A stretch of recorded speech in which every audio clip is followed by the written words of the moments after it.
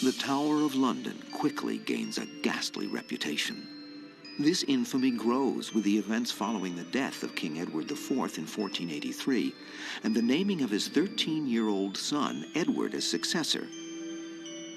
The boy's uncle, the Duke of Gloucester, is assigned to be his protector, but instead usurps the throne.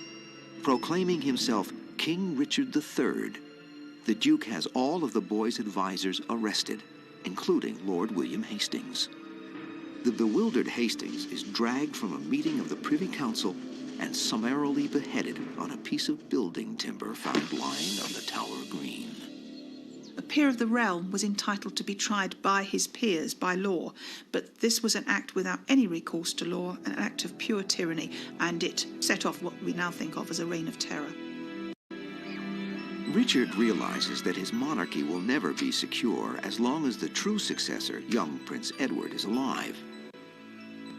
In one of the darkest episodes of Tower history, Edward and his brother are placed in a secure section of the tower where their every move is controlled. The boy's doctor reports, "All the attendants who had waited upon the king were debarred access to him. He and his brother were withdrawn into the inner apartments of the tower proper, till at last they ceased to appear. Dr. Argentine." In the streets of London, rumors begin wildly circulating that they have been murdered. But by whom? Only one person could be responsible for the prince's deaths, and that was Richard III. Thomas More gives a very detailed account of the murder. He says that the princes were murdered by arrangement of Sir James Tyrrell on Richard's orders, and that two men were actually instructed to do the murder, to suffocate them with pillows, whilst Tyrrell waited outside the door, and that they were buried meatly deep under the stairfoot under a great pile of rubble. And that is exactly where, in 1674, a chest was found containing human bones.